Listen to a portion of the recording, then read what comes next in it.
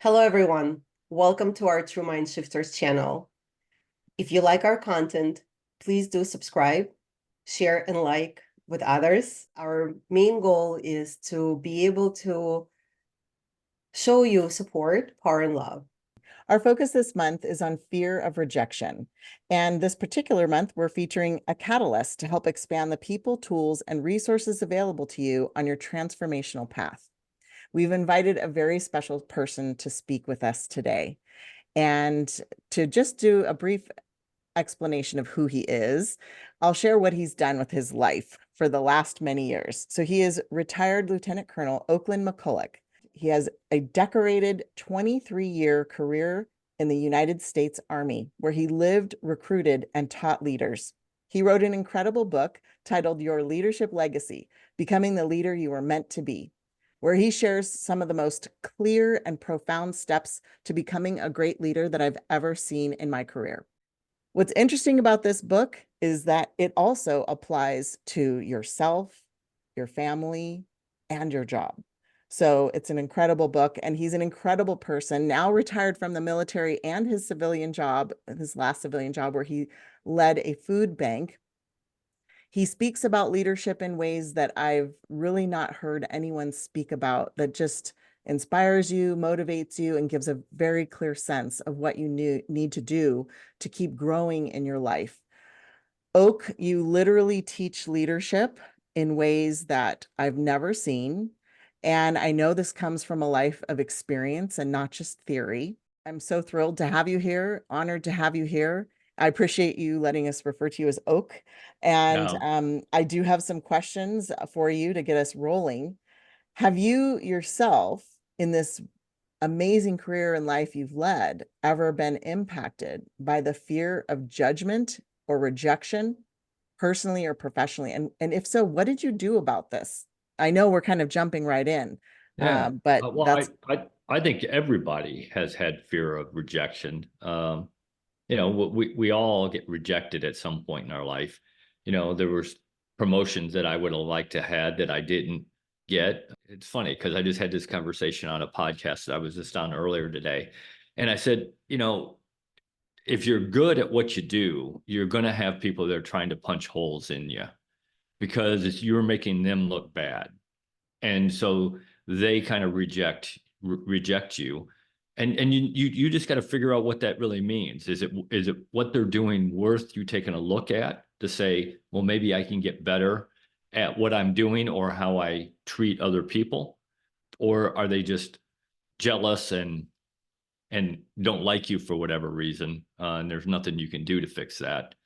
So you got to make that decision, how you want to react to that, because I think some of that rejection is a good thing because it's teaching you that you're not doing something that you should be, and then some of that rejection is just childish, silly stuff that goes on in human life, and you got to be able to make the decision which one is which. so. What's a specific situation that's happened in your life where maybe the rejection was something that helped you learn? What happened, and how did you get to the realization that there was something to learn and it wasn't something to be afraid of? I really wanted a certain job in the Army, um, and I didn't get it. Even after a couple looks, I didn't get it. And when I look back on it, and I did then, when I looked back on it, I said, okay, so why was that? And and there was things that I could do better, and there was things that I needed to change. And I never did get that job, but I got another job that was probably the right job for me in the end anyway. Um, but I did. You got to step back. You got to just step back and maintain your own self-control and say, let's look at this realistically. Take the emotions out of it. And that's hard. That is really hard when you really want something, or when somebody rejects you for something that you thought that you should have gotten, to take the emotion out of it, both yours and theirs, and take a good hard look and say, okay, what am I doing that I could do better? Or what am I doing that I shouldn't be doing? Even if it isn't something bad, it just may not be something that you should be doing. And to get what you want out of life, idea of success, your goals that you want, you got to constantly reassess what you're doing to reach those things. I'm taking everything in the way you say it because it resonates with my personal beliefs so much, especially later in life, not earlier. Very recently, I'm just incredibly empowered and motivated by what you're saying because many people, as they're going through this path and this change, they don't know if it's the right thing, the wrong thing. Are they on the right path? Are they on track? Are they off track? What you're saying and your energy, your approach is allowing our viewers, myself, feel empowered and supported and motivated to move forward. Yeah. And with that comes the question, as you are assessing those changes, as you're assessing those needs to stop and take a step back, how do you know what's right, what's not right? How do you know? Yeah. So I think that's an individual decision, because all of us are different and we want people to be different. We don't want robots. We want people to have their own opinions, their own culture, their own, all those kinds of things that make us human and make us who we are. But the thing I always tell people is when you got to stop and think about where you're going and what you want, go back to your values. Who are you as a person? And who do you want to be as a person based on your values? And again, that's different for everybody. I can't tell you what your values are, just like you can't tell me mine. But you know what your values are. You know what they should be. They may not be where you want them right now. And that might be one of the changes you have to make, is you have to go back to who you really are before you can get where you want to be as a person.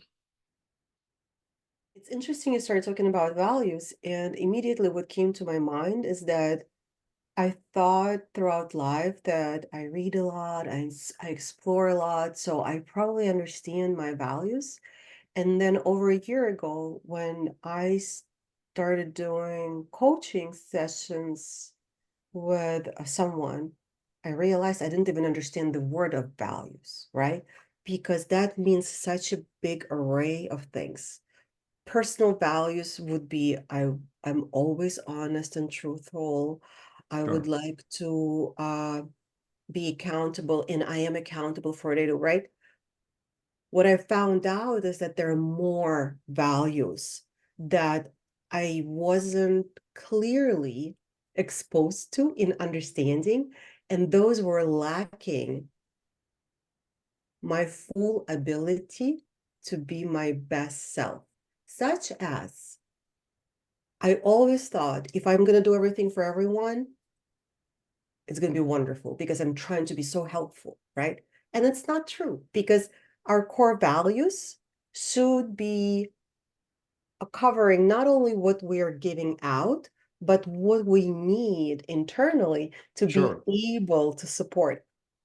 When you're talking about values and you're very clear on your values, and I'm sure I'm not the first one who is asking you this question, how do you review or learn what you're missing from your values so you can start building on that? Yeah. So I am very clear about what I think my values are, but that doesn't mean that I don't reassess it every once in a while. And, one of the things that I had to do, I grew up in a time in a family with a father who wanted me to be, and I am, and I always have been, a very tough alpha male who I want things my way. I want to do things. And if you can't manage and keep up, then don't need you on my team. Well, when you're a leader in the army or a leader in business, you can't have that attitude. And you've got to have, because you need a team. And people, most people, not everybody, but most people come to work every day to want to give you what you want 100%.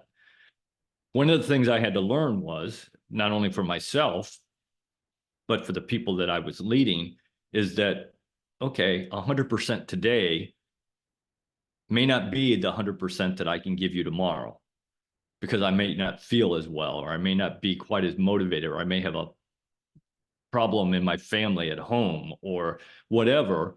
So tomorrow, my 100% might only be 70% of what I gave you today, but I still gave you 100%.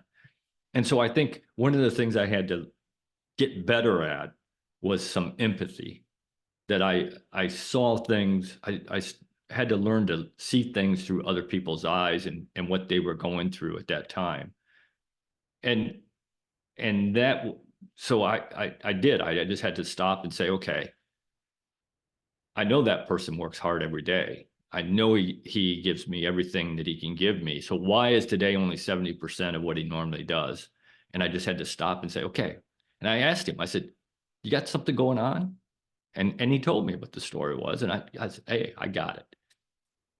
And I actually said, go home right now, take care of that, come back tomorrow, and we'll talk again tomorrow, and we'll see where we got to go from there.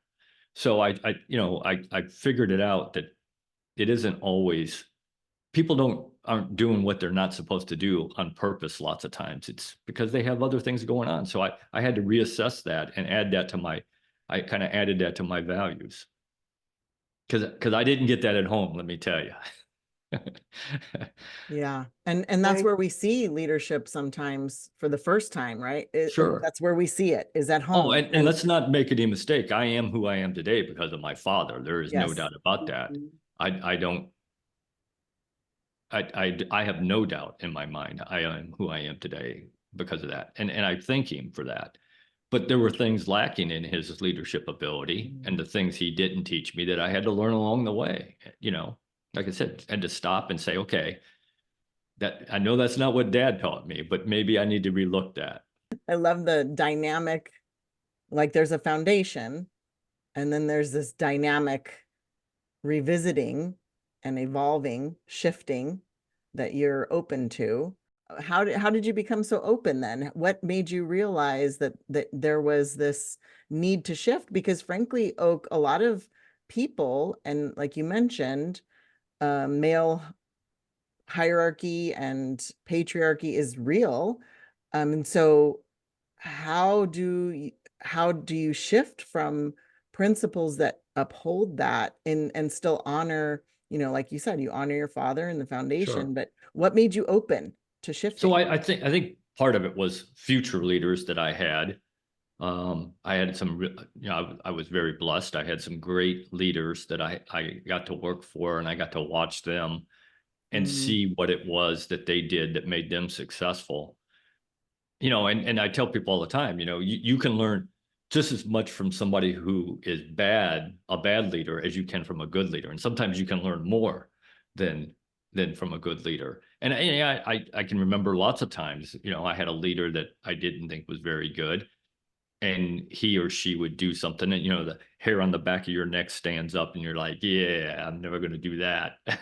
And then you have these great leaders who you see them do something either with or to you or somebody else, and you think, wow, how did that make me feel? And I'll give you an example. I had a boss who, he and I got to the organization about the same time, and so we kind of got to know each other at the same time. And one day I was walking down the hall, and I passed him about every 3 days or so in the hallway, and he said to me, he said, Oak, how you doing? And I said, fine. And I just kept walking. And he said, no, come here. He said, how are you doing? I want to know. How's your wife? How your kids? They play soccer on my kids' team. How they doing? And he stood there and probably talked to me felt like a long time. It was probably 5 minutes. But I mean, this is a busy man. He was a lieutenant colonel. I was a captain. I mean, he didn't have to spend time with me. And then I realized how that made me feel, that he actually took the time to do that. And so I always tried to make an effort to every day. And this is what I told, I've had my hand in helping to commission 600 lieutenants, leaders for the Army and the nation over my last 15, 16 years. And I told every single one of them that their goal every day should be to go out and find one person in their organization and find out something new about that person, not about work, about their personal life. Because I remembered how that made me feel. So I Yes. think, you have your foundation, what you learned as a kid, Right. and then you got to build on it, and you got to be willing to build on it. You got to put your ego aside, because we can all get better. I don't care how good you are, you can always get better. But to do that, you got to put your ego aside and say, okay, there are things I can learn from other people and adapt your leadership style and just your life as a person. It doesn't really matter if you're not a leader, just as a person. And it's interesting how when the leader who you think is so much higher aligns themselves with you Right. and becomes human, humanizes the interaction, it lifts you up. It allows you to feel supported. And it empowers you. I'm talking about not you in particular, I'm talking about people, right? Sure. It allows people to really try to persevere in anything they're doing because it feels good. Yeah. And that's the bottom line. It feels good. One of the key things is, the things that make you feel good, you ought to take a look at. Am I doing those things? Because if it makes you feel good, it's probably going to make somebody else feel good. You got to go back to, okay, is that in my values? Even if it makes me feel good, it might not be something that I can do. And the standard I always use when I'm trying to figure out if it's something I want to add to my life is, if I do this, am I going to like the person who I look at in the mirror tomorrow when I'm shaving? If the answer is yes, then I think, okay, that's probably pretty good. If the answer is no, then I got to pass on that one. I don't care how good it made me feel. Yeah. You know what I always say? When we close our eyes at night, we're completely alone, even though we may not be alone physically. And as we close our eyes before we fall asleep, do we feel good about what we Yeah. had done that day? Or Yeah. do we feel not so comfortable? Yeah, I agree. One of the things that I'm a huge believer in is reflection. Whether you're a leader or just, I think everybody should add reflection to their life, because you do not learn from experience. That's not what teaches you. You learn from the reflection on that experience. That's how you learn lessons and how you get better. And I don't care, even on those days that you think you did well today, if you reflect back on it, and I do every night, that's the last thing I do before I get in bed, is I kind of, like you said, closing your eyes. Well, I do it with my eyes open, but I reflect on what was I supposed to do today? What did I do? How can I get better at it tomorrow? Even if I was good at it today, I could always get better. And I think that should be your goal as a human, and certainly as a leader, but even as everybody should want to be a little bit better person every day. What happens if someone is not brave enough to face the need to be honest with themselves? Oh, that's Because huge. their day did not go so well, and they know that it didn't make them comfortable because of that, yet they're not strong enough to be honest with themselves. Yeah. So I think you have to be honest with yourself. That's one of the you can't get better if you're not honest with yourself. That is absolutely the truth. President Eisenhower used to say, anytime there was a problem, the first thing he'd do is look in a mirror, because he might be the problem. And so again, he was just being brutally honest with himself that he might be the problem. And so I think we have to be honest with ourselves, and we can't be afraid to admit that we didn't do something very well today. Or the other piece of that is we can't blame other people. Somebody may have done something to you, and it may not have been nice. It may not, but now you have to deal with that because that's life. So how do you deal with that going forward? Do you blame that person, or do you say, okay, let me learn from that. How can I prevent that from happening again? Or what can I learn from that? Because that's life is about decisions and consequences. You have to make a decision how you're going to react to that. And there is a consequence to whatever decision you made, I promise you. So you got to get to the point where you're making decisions that give you good consequences. Even in negative things, we can always learn from it and move on to make ourselves a little bit better. But you got to be honest to do that. You got to take emotion out of it, and you got to say, okay, Oak, that wasn't good. What do I got to do to make that better? But I am blown away because it hit me as you were speaking about values. And then, of course, as you're giving these very specific, clear descriptions of what is needed, right? And if we're trying to help other people learn and grow and shift, it has to be clear. And the more clear it is, the more likely people will try or question and evaluate and assess. What do I do this? Do I not do this? How did I do, etc. But when you first started speaking about leadership, and it hit me that your book, and this is a little card that I have that Oak gave me, and it's the summary of the 10 steps to achieving your leadership legacy. And what hit me is these are value-based. Yes. I just knew it was clear. It didn't strike me until right in this moment, in this conversation, that these are value-based. And that's why we align so well. These values are values that transcend religion, other differences we may have, where we get very confused about what's important. Right. Right. And I'm just blown away. So the first one being set the example in everything you do, day in and day out. So set the example. That is steeped in the value of deep accountability. Take care of your people. They are your most important asset. Be in charge. Own everything in your organization. Lead by walking around, not from behind a desk. Be decisive. Take risks. Develop the culture of your organization. And this is where I go. This could pertain to families too. Absolutely, right? it does. Like this could pertain to our families. And that's how I read when I read his book, I took it as a call out to my own personal accountability, to my mental and physical well-being, as well as how am I showing up as a leader to my family? Right. And how am I growing future leaders within my family?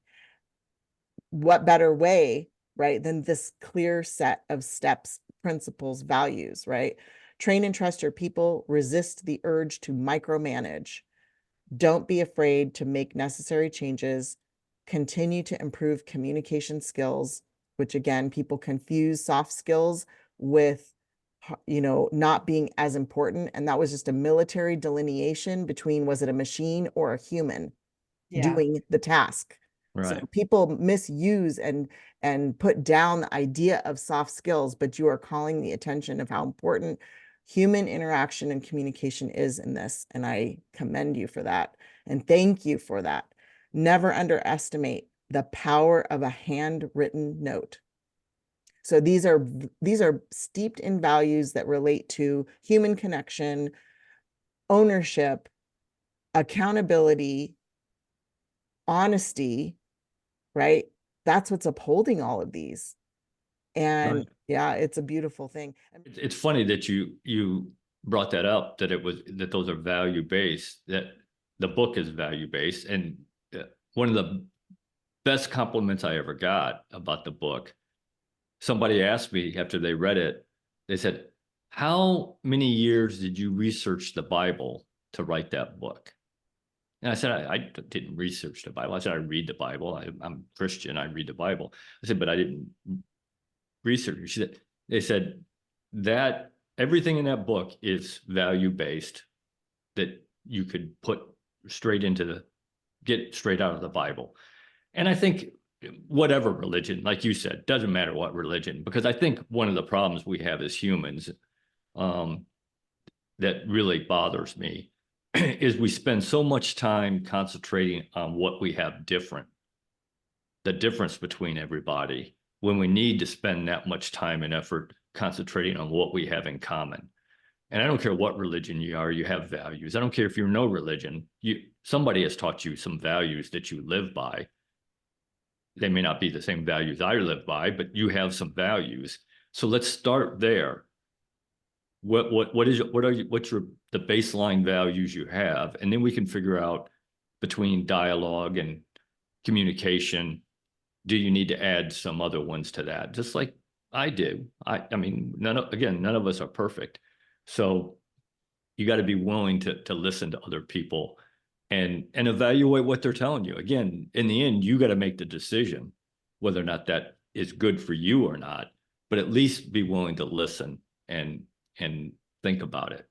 So, I think one of the things we got to remember is that those things that I believe are important whether you're a leader or not. It's just about human interaction. One of the things I absolutely believe, and I talk about all the time in my book and in my talks, is that leadership is very simple. Leadership is about people and trust, period. End of story. That's what leadership is. But you can dial that down and say, that's what all of our interaction is about. It's about other people and trust. And you got to be willing to open up to learn about other people. And the reason lots of people don't do that is because if you want to learn about somebody else, you got to let them learn about you. And some of us are afraid to open that book and let people understand who we are and what we believe in and what we stand for. But if you do that, now we start to figure out what we have in common rather than just what we have in difference. And now we got a ground that we can start from to build from there. Yes. And that's so interesting. I know all of us are very different in different ways, but that is not what takes up the majority of our conversation or how we interact. We focus on what we share and how we can support each other and what's important to us all. And Yeah. that's what has been so amazing from the moment I met you, is that we, have this passion for leadership that we share. And then in this context, we have helping people grow is behind and underneath all of that. So this has been an incredible conversation to be able to share with you, with Marina and everybody listening. I know that there are nuggets that they may be hearing for the first time, an idea that they hadn't thought about in the way that you frame it that makes it accessible, right? And there may be leaders who you've helped them realize maybe they aren't being open. And if we go back to the concept of fear of rejection, was there anything you didn't pursue that stands out to you? I mean, you pursued something, you shared a story of pursuing something and it didn't pan out in that same direction. But was there ever a time you were paralyzed by fear of rejection? I don't know if I was ever paralyzed. The book, I've wanted to write that book for I don't know how long. And I just kept putting it off because I was like, nobody wants to read my book. And it was kind of that fear of rejection. What if I write this book and Nobody reads it. nobody buys it, or nobody cares. And so I think that was one of the reasons I probably put it off. And what really made me write it finally, Kel and I, my wife and I, we went to this event at our church. It was a 3-hour event. Great speaker. Now, he didn't talk all 3 hours. He talked like for 45 minutes. We took a 15-minute break. He talked for 45 minutes, took a 15-minute break, and then he talked for 45 minutes. And every time we were on break, I went up and I picked his brain because he was doing what I wanted to do. He was talking, and I wanted to learn, and I learned some great nuggets from him. And at the end, the very end, we said our goodbyes. You know, we thanked each other and said our goodbyes. And he turned around and he started walking away, and then he stopped. And he turned around and looked at me and he said, "Oak, have you written a book?" And I said, "No, but I'm thinking about it." And he said, "Stop thinking about it and write it." And I went home that night and I started writing that book. So I just needed permission. There you go. You didn't need the permission. No, but you know, you're right. I didn't. But in my mind, that kind of alleviated. At that point, I was like, okay, I'm going to write it. And if nobody reads it, who cares? I know at least I wrote my book. You needed the support Yeah, that you were looking for, but you didn't know where you're going to get it. that's it. And you got it. Yeah. And that's all that needed. It was the last drop, this last point that in your subconsciousness was getting you there. And that's what you needed. And that was the whole purpose you were at that workshop. Yeah, absolutely. I agree 100%. What a great call out, Marina, to recognize that he needed support and he didn't know where it was going to come from. But the moment he got it, he was able to move forward. That's powerful. I don't know. Like, I just want to sit in that for a second, because I know it's easy to have the conversation, but when our intention is to also focus on what might other people need to create true shifts, and part of us sharing the story and our reflection on it is to help accelerate, right? Accelerate, like maybe it doesn't need to take someone else so long. Maybe they can take this example and then talk to someone else and get that same or similar types of support, right? Right. And I have a saying, Or give that support. Be the one giving that support. Yes. Look out there and Yes. see if you see people struggling. And again, if you get to know them, then you'll figure out maybe there's something you can do to help support them to do what it is they want to do. What is their goal? What's their dream? And you might be able to help them in some way. I do it a lot, but Yeah. you rarely see that return, you know? Yeah. And I do it. Sometimes you won't. Sometimes you won't. Yeah, Because they yeah. either don't take your advice, or they make bad decisions even inside your advice. But every once in a while you get to see that gem that comes to the top. And that's what makes it all worth it. Yes. Exactly. Yes. Yeah. Marina's incredibly gifted in helping people see things that they may not be seeing that's holding them back. Yeah. And she's done it with me. It's changed my life. It's changed how I reflect. And I ask myself more, am I doing this because I'm afraid? Or if I'm not doing this, is there some fear behind it? What am I afraid of? Sometimes that person who helps you move to the next level, they're seeing something in you can't see yourself. Yeah. Oh, absolutely. So she's helped me really reflect. And I think that we all need each other. And this is one of the things that I say, we need each other more than we realize. Yeah, we do. And what you described, Oak, is we need each other to sometimes encourage, Marina, as you said, support, give examples, teach, Mentor, coach. mentor, coach. Yeah. And you know what Oak Eva gave me? I'll also share with you that incredible gift she has. She has the natural gift of seeing in people the goodness that they don't see. Yeah. And she somehow confirms it so well that people start believing it. I could spend all day talking with you too. Me too. So I am so grateful. And Oak, we're going to wrap up with the question that we ask our catalysts. And that is, if you could whisper one thing to that fearful voice of judgment and rejection, what would you whisper?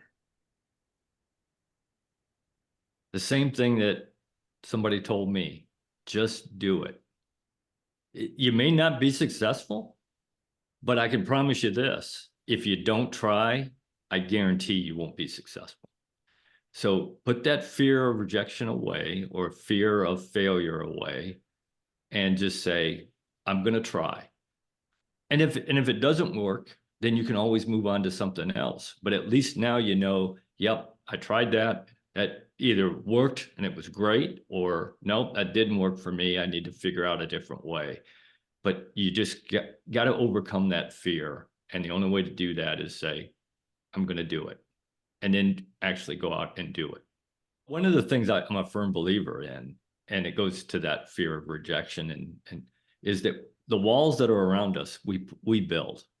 You Yes. know, it isn't anybody else. We're the ones who build it. Somebody else may give us the brick, by treating us badly or whatever, but we're the one that put it on the wall.